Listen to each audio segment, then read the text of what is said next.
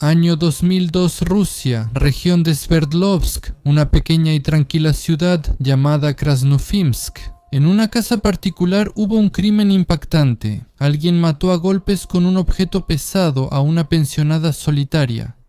A los investigadores, este asesinato fue extraño desde el inicio. El criminal actuó con crueldad y de forma caótica, incluso histérica, matando a la anciana. El criminal registró la casa de manera torpe, tirando todas las cosas, y luego se fue tranquilamente, cerrando la puerta con la llave que encontró. Un par de días después, los familiares notaron que la abuela dejó de salir de la casa y llamaron a la policía. Creyeron que estaba visitando a parientes en Bezerd y optaron por esperar unos días más.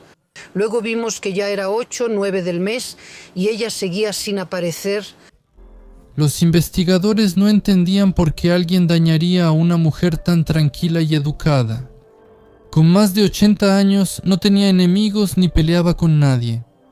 Entonces, ¿por qué le rompieron la cabeza con tanta furia?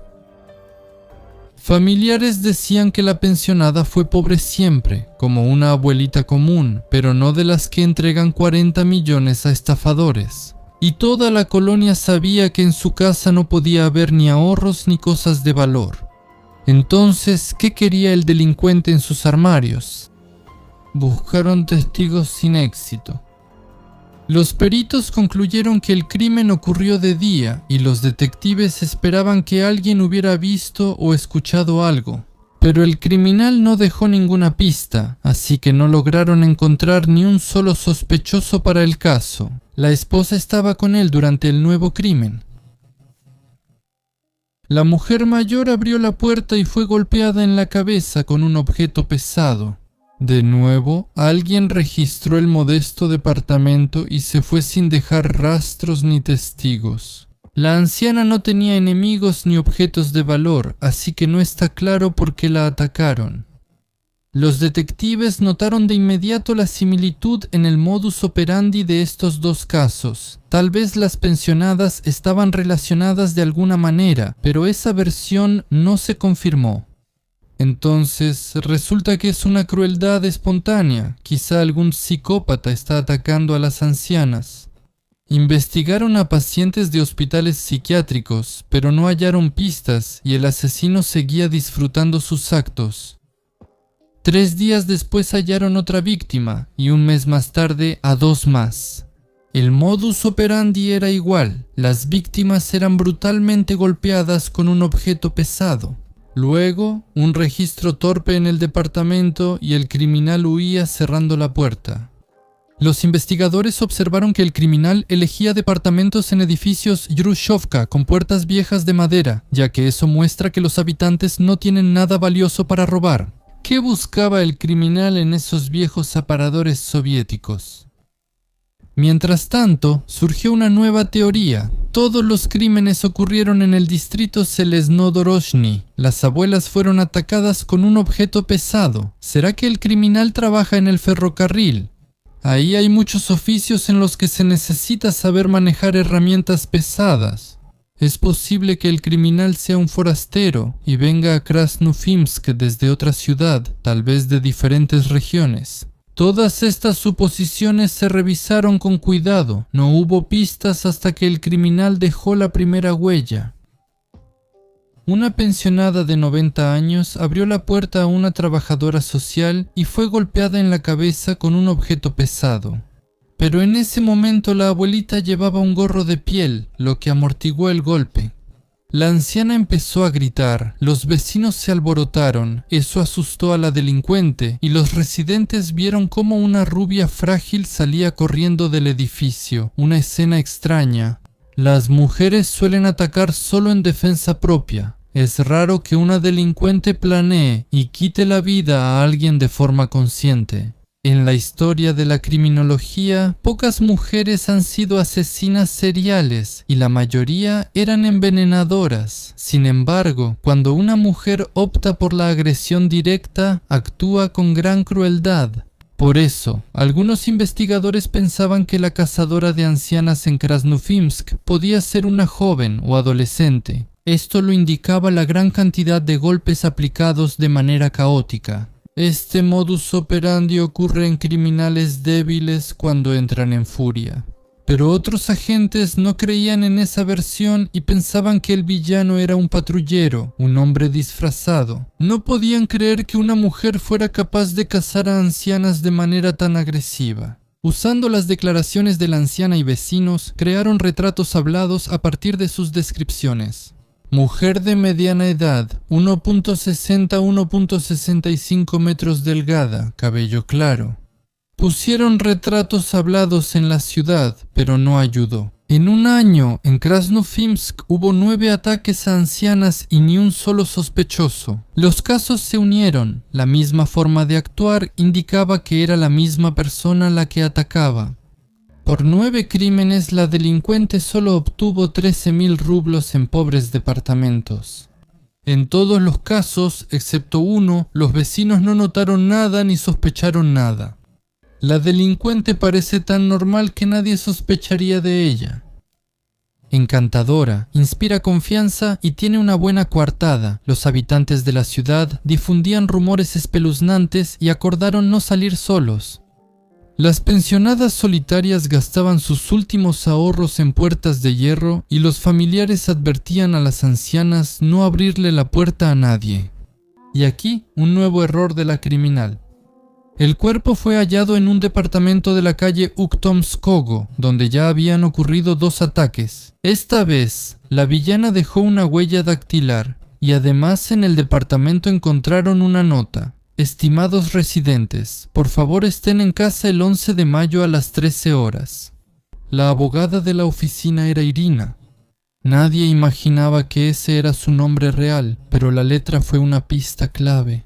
Y también quedó claro cómo la delincuente entraba a los departamentos, dejaba notas supuestamente de los trabajadores de servicios públicos y luego llegaba a la hora acordada. Las pensionadas la esperan y le abren la puerta confiadas. Los detectives revisaron a todas las trabajadoras de servicios públicos y sociales, tomaron huellas y compararon miles de muestras de escritura, pero no hallaron coincidencias. Tampoco encontraron nada en las bases de datos de criminales. La malhechora era inalcanzable y pronto cambió su lugar de casa. En Ekaterimburgo hallaron los cuerpos de 2 pensionadas de 85 años que vivían en casas particulares en el tranquilo barrio Shirokaya Rechka en las afueras. Vecinos dijeron que una bombera visitó casas el día anterior para revisar el cableado eléctrico. Pronto se vio que el modus operandi era igual al de Krasnofimsk. Luego, nuevos crímenes. 4 víctimas en la ciudad de Serovik, al norte de Ekaterimburgo. Las 7 tenían entre 69 y 87 años, el modus operandi era el mismo. En uno de los departamentos, los peritos hallaron rastros inusuales. La criminal pasó la noche junto al cuerpo y escribió en la mesa, dejando marcas de bolígrafo en el mantel de hule. Para borrar las huellas, encendió la plancha y la dejó sobre la mesa de planchar, esperando provocar un incendio, pero la mesa se quemó, la plancha cayó al suelo, jaló el cable del enchufe y el fuego no se propagó. ¿Por qué la criminal cambió su lugar de casa? Tal vez temía haber dejado demasiadas pistas en Krasnofimsk. ¿Y cómo se mueve entre ciudades? ¿Tiene coche o viaja en transporte público? El círculo de búsqueda se amplió. Revisaban estaciones de autobuses y tren, distribuían avisos en gasolineras y verificaban a quienes se mudaron recientemente de Krasnofimsk a Ekaterimburgo o Serov. Y de nuevo ningún resultado coincidía. Entonces, una pensionada mencionó a una trabajadora social sospechosa que se fue al saber que el hijo de la abuela la visitaría. La anciana, mientras tomaba té, le preguntó a la joven de dónde era, y ella contó que venía de Tashkent y que se llamaba Larisa Mijiva. Contactaron Uzbekistán y confirmaron que en un suburbio de Tashkent vivía una mujer con ese nombre, quien poco antes de los incidentes se mudó a Sverdlovsk.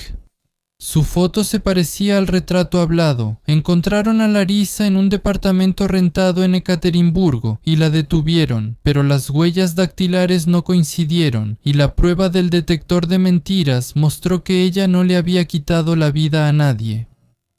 La investigación llegó a un punto muerto, y de repente, en la ininterrumpida serie de crímenes, hubo una calma. La malhechora se ocultó durante todo un año. Seguían buscándola, revisaban si había crímenes similares en las regiones vecinas, incluso atraparon a otro asesino serial, pero en el caso de los ataques a las ancianas no hubo ningún avance. Sospechaban que la malhechora estuvo en la cárcel por otro delito, pero al revisar a las reclusas no encontraron nada. Volvió a salir de cacería. El cuerpo de la pensionada fue hallado en una casa a las afueras de Krasnufimsk. Antes de irse, la criminal abrió el gas y encendió una vela, pero por las rendijas de la casa el gas se escapó y la vela se apagó. No hubo incendio. Poco después, llegó un nuevo mensaje del pueblo de Achit, a 20 kilómetros de Krasnufimsk. Los habitantes contaron que una mujer iba de departamento en departamento revisando los conductos de aire y llevaba una banderita roja en un palo delgado. Los inquilinos, tras oír de varios crímenes, llamaron a la policía y reportaron a la sospechosa empleada de servicios públicos que entró al departamento de una pensionada. El oficial de barrio fue enviado a verificar la denuncia, pero nadie le abrió la puerta. La delincuente se escondió adentro y el oficial simplemente se fue. Por ley, él no tiene derecho a derribar puertas así nada más. Poco después, hallaron a la pensionada muerta y en el departamento ya estaban las huellas de la delincuente serial. El siguiente ataque ocurrió en Nizhny Tagil. Esta vez la víctima fue la madre del subdirector de la policía local. Se destinaron todos los recursos a la búsqueda del criminal y pronto detuvieron a una tal Valieva. Ella coincidía con el retrato hablado y confesó en los interrogatorios que odiaba a las ancianas y pensaba que le arruinaron la vida. Valieva confesó todos los ataques a pensionadas en Sverdlovsk y el caso casi se cerraba, pero la investigación demostró que la mujer no conocía ningún detalle del crimen. Quedó claro que, presionada por los investigadores, la mujer se incriminó. Varios empleados quisieron ganarse el favor de sus superiores y, mediante amenazas y maltratos, obligaron a Valieva a confesar algo que no había hecho. La investigación siguió una pista falsa y perdió tiempo valioso. Los policías corruptos fueron enviados a prisión. Los investigadores continuaron la búsqueda. Revisaban repetidamente los antiguos expedientes por si se les había escapado algo. Viajaban en misiones para interrogar una y otra vez a los vecinos y familiares de las víctimas, pero no encontraban ninguna información nueva. Y entonces la criminal cometió otro error. Volvió a Krasnufimsk, a la calle Uktomskogo, donde le quitó la vida a 3 pensionadas. Esta vez atacó a una mujer de 80 años, la criminal le dio 18 golpes en la cabeza y luego la arrastró al baño y la ahogó. El cuerpo de la víctima fue encontrado varios días después. Todo sucedió como en otros episodios, y los investigadores no esperaban nuevas pistas, pero una vecina recordó detalles importantes. Hace algunos años, la pensionada fallecida había solicitado servicios de reparación a una tal Irina Gaidamachuk, de verdad Machuk. Esta mujer trabajaba haciendo arreglos en techos y otros servicios menores. Los locales la conocían y poco antes del ataque, la víctima planeaba contratarla de nuevo. Resultó que Irina Gaidamachuk se parecía mucho al retrato hablado y vivía en Krasnufimsk, en su lugar de residencia. De inmediato enviaron un grupo de captura. Las huellas dactilares y la escritura coincidieron, y pronto la propia sospechosa comenzó a confesar todo.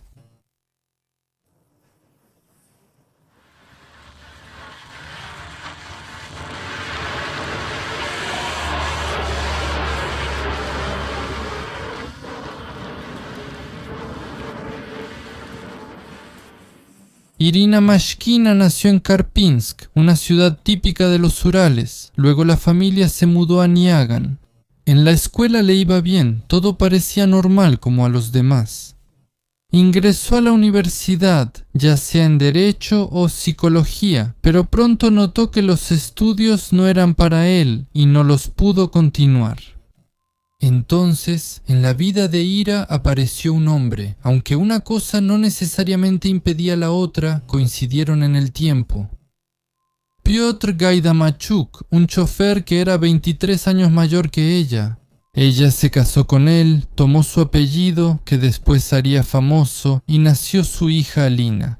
Parecía que la familia estaba formada, pero como suele suceder, eso solo parecía desde afuera.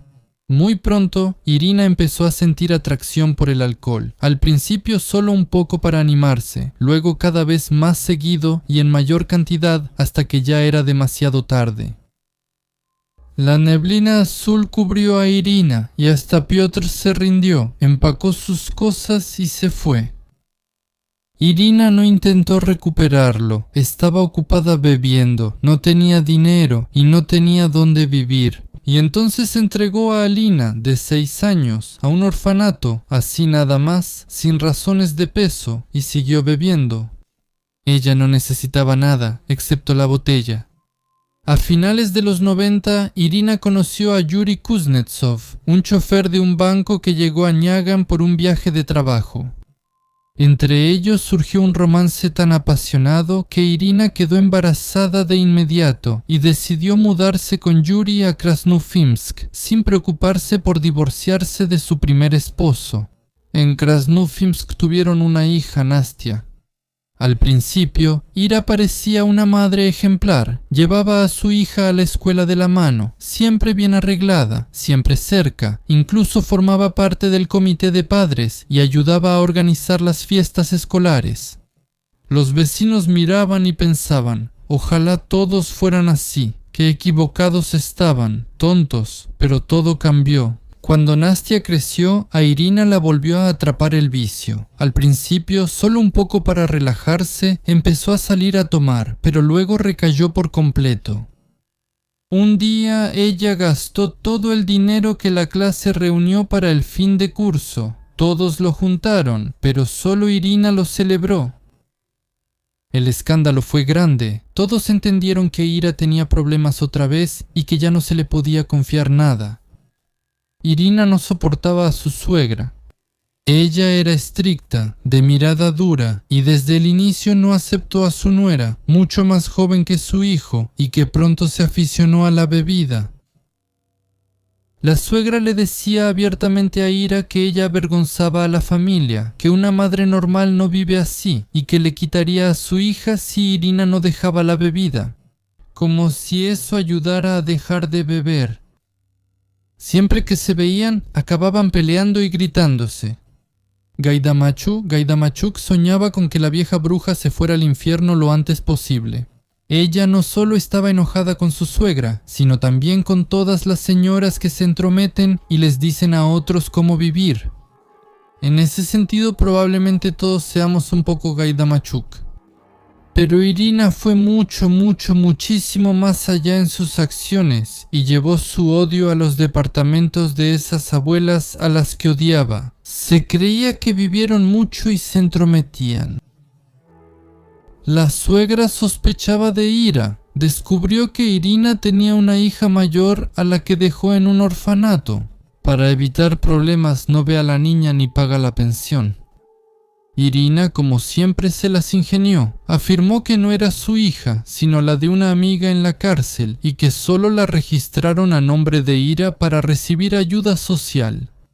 El esposo, enamorado y cansado de los conflictos familiares, le creyó de inmediato, pero la suegra no. Ella, en cada oportunidad, le recordaba a Irina sobre esa hija abandonada y en cada pelea le decía que una madre normal no haría algo así. Irina odiaba esas conversaciones. Sentía que su suegra le tocaba justo la herida que ella intentaba no tocar en sí misma.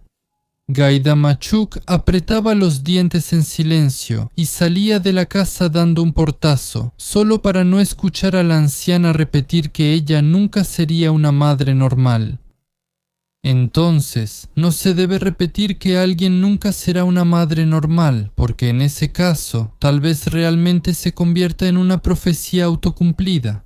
A inicios de los 2000 Ira intentó retomar una vida normal. Aceptaba cualquier trabajo extra, pintaba techos, tejía, ahorraba, pagó sus deudas y ahora compraba alcohol con su dinero. Parecía que la vida al menos de alguna manera mejoraba, pero en 2002 comenzó su cacería de ancianas. De todos modos, no tenía un trabajo fijo, tampoco tenía pasaporte, y su esposo no le daba dinero, sabiendo que se lo gastaría todo en alcohol. A simple vista, Irina era una mujer común, cocinaba, limpiaba los pisos y preparaba borscht. Nadie habría pensado que detrás de las tareas domésticas ella ocultaba asesinatos sangrientos. El esposo, aunque no era realmente su esposo, la amaba e intentó sinceramente alejarla de la botella. Tal vez lo habría logrado, aunque es poco probable, claro, pero la verdad nunca la sabremos. Porque Ira se fue, dijo que iba a pagarle una deuda a su suegra y no regresó. El esposo y la hija salieron a buscarla. Pensaron que había pasado algo terrible, pero resultó que Ira simplemente se fue con el vecino y no pensaba regresar. Ese caso cuando la esposa se fue con el vecino. Sin embargo, ni siquiera con él se quedó mucho tiempo. Pronto se mudó con un nuevo amante, dejando tras de sí solo botellas vacías y un extraño frío en el departamento, reflexionaba Ira. Como con el fondo de pensiones, dicen que los viejos ya vivieron y no los necesitamos. Pensaba que ellos debían dejar espacio para los jóvenes. El primer ataque fue accidental. Ira dijo que fue a casa de la anciana en Uktomskogo para encalar los techos, pero en realidad buscaba dinero en los cajones. Pensaba simplemente robar, pero la dueña regresó a la habitación y la sorprendió, y entonces Ira tenía un martillo en las manos. No sé de dónde salió el martillo, porque no se usa para encalar, pero tal vez también estaban clavando clavos al mismo tiempo, y haciendo esa típica reparación de abuelita. Sin embargo, Irina ni siquiera lo pensó. Golpeó una y otra vez en la cabeza hasta que la anciana se quedó en silencio. Luego, Ira registró tranquilamente las cómodas, tomó el dinero, se limpió las manos y se fue como si nada hubiera pasado. El primer asesinato le salió impune a Ira, sin sospechas, sin consecuencias. Le gustó que todo fuera tan fácil y pronto volvió a hacerlo. Irina sabía mentir magistralmente, mirándote a los ojos y sin sonrojarse. Decía puras mentiras y ni se inmutaba. Eso la describía perfectamente. Podía contarles a las vecinas que odiaba a los borrachos, pero la noche anterior se había emborrachado con otro pretendiente. Decía respetar a los ancianos, pero al otro día salía con un martillo pesado en la bolsa. Incluso decía a sus amigas que no usaba joyas porque era solo apariencia, aunque en casa guardaba aretes y cadenas de oro que quitaba a las ancianas. En Krasnofimsk la conocían como una mujer tranquila, que siempre caminaba con la mirada baja, saludaba amablemente a los vecinos y nunca se metía en peleas. Cuando Ira visitaba, pasaba horas en la cocina escuchando y sonriendo amablemente. La veían como una de ellos, así que nadie sospechaba que estaba tras los brutales asesinatos.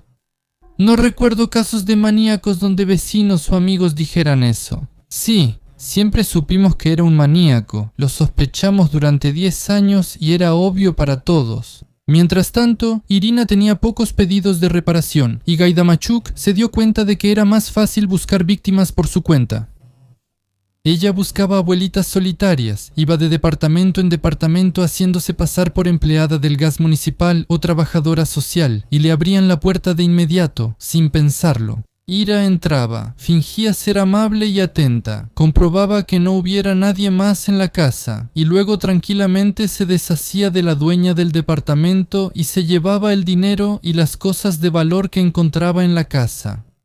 A ella no le importaba cuánto le daría la próxima víctima. Si alcanzaba para una botella, era suficiente. Tras otro asesinato, podía ir a la tienda por pan y vodka, hablar un poco con la vendedora y volver a casa. Allí, Ira se cambiaba, lavaba la ropa y luego cenaba con su hija, como si nada pasara. Nadie veía sangre en ella, ni escuchaba una palabra de más de su boca. Solo años después se entenderá que fue una casa fría y calculada, en la que Irina se sentía segura. Durante los 8 años, Ira se mantuvo fría y tranquila. No se inmutó ni siquiera cuando una de las abuelas sobrevivió y empezaron a circular retratos hablados por la calle que se parecían demasiado a ella.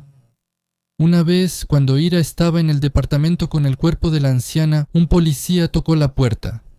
Gaida Machuk solo esperó quieta a que él se fuera y salió tranquila. Salía de la casa fingiendo ir al trabajo, pero en realidad buscaba otra víctima en la calle, observaba, elegía a una abuelita sola, la seguía a su casa, memorizaba el departamento y luego se hacía pasar por empleada de protección civil, servicios públicos o asistencia social para entrar. Ira solía dejar notas en la puerta para asegurarse de que la abuelita estuviera en casa. Escribía: por favor, esté en casa el 5 de mayo a las 13:00 y llegaba puntual. Gaida Machuk sabía ganarse la confianza. Su segunda víctima era tan cautelosa que no dejaba entrar a nadie a su casa, pero Ira conversó con ella y la anciana le abrió la puerta sin sospechar a quién recibía. A veces, las abuelitas invitaban a Irina a tomar té antes de morir, y si no la invitaban a la mesa, ella pedía un vaso de agua para mirar tranquila y asegurarse de que solo ellas estaban en el departamento. Cuando la dueña se volteaba, Ira sacaba un martillo, la golpeaba en la cabeza y cubría su rostro con una almohada para no verlo. Luego buscaba el dinero. Su botín solían ser productos del refrigerador, un poco de oro y por lo general apenas 1000 rublos, a veces un poco más. Solo una vez encontró 16.000. Generalmente, Gaida Machuk se iba con las manos vacías, pues las abuelitas ocultaban sus ahorros tan bien que ni ella los hallaba. A veces pasaba la noche entera en el departamento de la víctima. En el invierno de 2008, tras matar a una anciana de 80 años, Ira no se fue de inmediato. Se quedó en la cocina y pasó la noche copiando letras de canciones de los Beatles en un papel. Para que no la reconocieran, se ponía una peluca y a veces iba a otras ciudades, donde nadie la conocía, para buscar tranquilamente una nueva víctima. Ira nunca contó por qué quitaba vidas, pero la investigación tenía sus propias suposiciones. Según una versión, odiaba a los ancianos, creía que ya habían vivido, estorbaban a los jóvenes y debían cederles su lugar. Quizá desquitaba su rabia con ellos, la misma que tenía por su suegra, quien la regañaba y molestaba diario por sus borracheras. Según otra versión, Irina quitaba la vida por dinero. Sabía que las abuelitas guardaban en casa su pensión o el dinero para el funeral y decidió que podía quedárselo sin necesidad de elegir a las víctimas, con dinero en mano. Para una alcohólica, cualquier cantidad basta si es para alcohol. Solo sentía lástima por una persona, por ella misma. Sabía cuántos años le darían si la atrapaban, y atraparla no era nada fácil. Según los papeles, Irina Gaida Machuk prácticamente no existía, no tenía pasaporte en ningún lado, oficialmente no trabajaba, no estaba casada legalmente con su esposo, ni siquiera su hija estaba registrada a su nombre, solo al del padre. Cuando Irina se mudó a Krasnoufinsk, dejó su pasaporte en Niagan. Era la garantía de una gran suma de dinero que había pedido prestada y que no pensaba devolver en Krasnoufinsk. Vivía con su amante Kuznetsov y estaba ahí como una sombra, sin ningún derecho, como si no existiera, y eso solo complicaba el trabajo de quienes intentaban encontrarla. Irina Gaida Machuk fue sometida a una evaluación en el centro Serbsky. Los psiquiatras reconocieron que sí, tiene problemas mentales, pero la mujer es imputable, lo que significa que entendía lo que hacía y debe responder por sus crímenes. Su caso creció hasta 443 volúmenes. Es un estante de 6 metros lleno de carpetas. En febrero de 2012, los materiales se entregaron al tribunal y 21 personas fueron reconocidas como víctimas en el caso. Eran las familias de las pensionadas que perdieron la vida, cuyas madres, abuelas y tías Irina mataba a golpes por sus pensiones y modestos ahorros. Durante la investigación preliminar, Gaidamachuk contaba tranquilamente cómo hacía todo, confesaba cómo se deshacía de las abuelitas. Cuando inició el juicio, cambió de opinión y dijo no estar de acuerdo con la acusación. No se notó arrepentimiento en sus ojos. Y ahora, antes de pasar a la sentencia y a lo que sucedió, intentemos entender cómo fue posible. Entonces, ¿qué tipo de persona, según mi opinión subjetiva basada en fuentes abiertas, era Irina Gaidamachuk? Irina Gaidamachuk es uno de los raros casos en la criminología de una mujer que cometió no uno, sino 17 asesinatos. Por cierto, pueden ver un video especial sobre mujeres asesinas en el canal Subtítulos. Y además, Irina no envenenaba a la gente, como suelen hacer las mujeres con más frecuencia.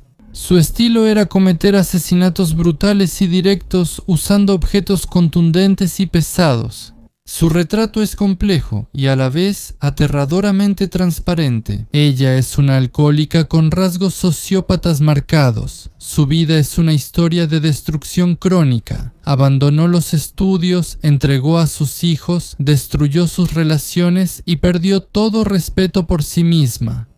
No siente empatía, remordimiento ni culpa. Lleva un vacío oculto tras sonrisas y una máscara diaria. Irina sabía mentir y manipular. Podía pasar horas escuchando, asintiendo, sonriendo y comportándose como una más para de repente convertirse en una depredadora.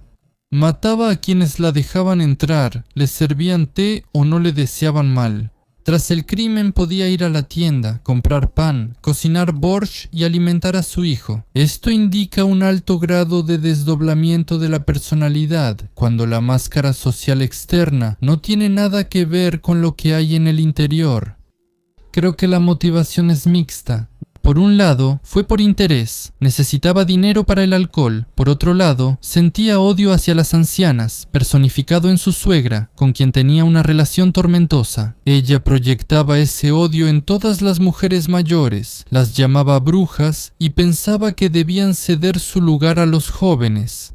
Esto es una proyección común de un conflicto interno. Ella se odiaba a sí misma como madre, como mujer, como alcohólica, pero dirigía esa rabia no hacia adentro, sino hacia afuera, hacia los vulnerables. La manera de atacar es caótica, histérica, pero calculadora. Golpeaba en la cabeza, remataba, arrastraba cuerpos, buscaba dinero y a veces pasaba la noche en la casa de la víctima. Esto indica una combinación de comportamiento impulsivo y frío, lo cual ocurre en ciertos tipos de trastornos de la personalidad, por ejemplo, en el trastorno disocial o el trastorno límite.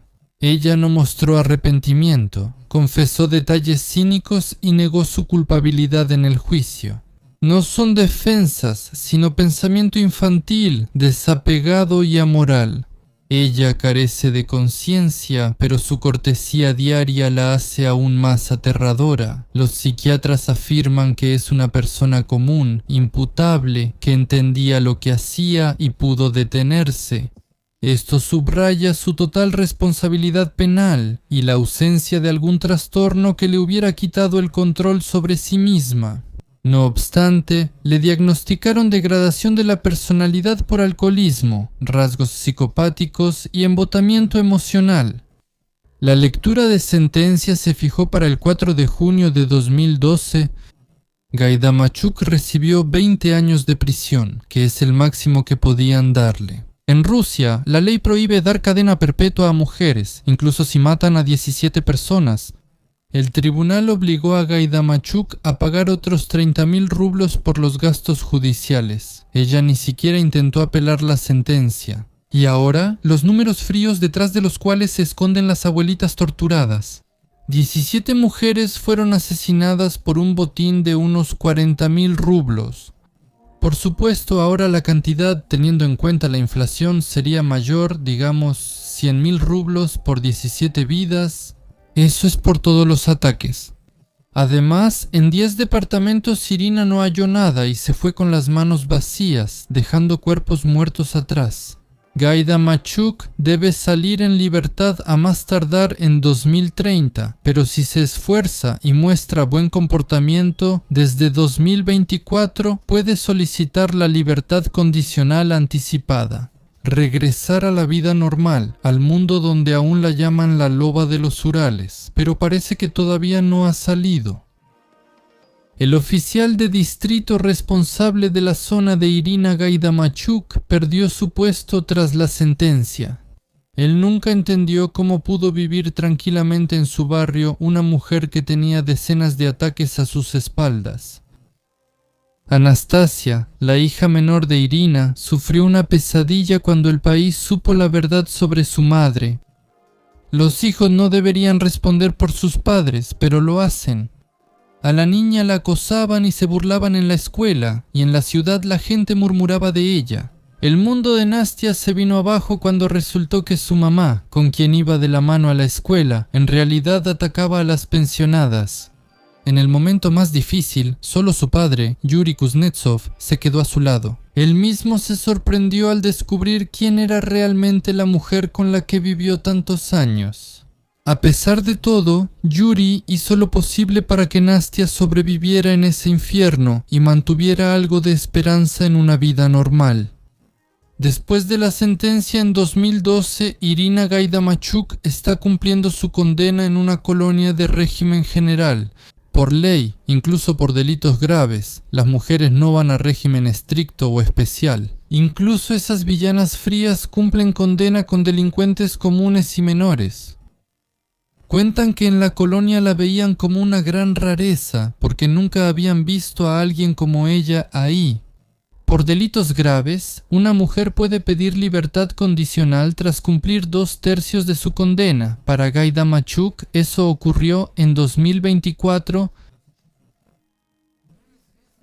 Ella sigue sin libertad condicional. Parece que Irina sigue en la colonia, donde pasará varios años más tras las rejas, a menos que decida presentar una solicitud. Es probable que el tribunal decida que es muy pronto para liberar a una mujer que mató a 17 personas. Sin embargo, incluso si sale antes de tiempo, su nombre ya se ha vuelto un símbolo, y la propia Gaidamachuk quedará en la memoria como la loba de los Urales, que por una botella le quitaba la vida a ancianos que no esperaban el mal de ella. La imagen de la loba de los Urales es precisa. Por fuera, tranquila, discreta, común, pero con un instinto interno de depredadora que ataca a los débiles. Y en eso no parecía un monstruo, era de los suyos. ¿Qué opinan de Irina Gaidamachuk y el caso? Comenten, den like o dislike y vean más videos del canal. Da miedo ponerlo. Salgan, aunque no siempre reciban notificaciones, y suscríbanse a alguna red social que esté debajo de este video. ¿Cuándo volverán a bloquear algo en Rusia?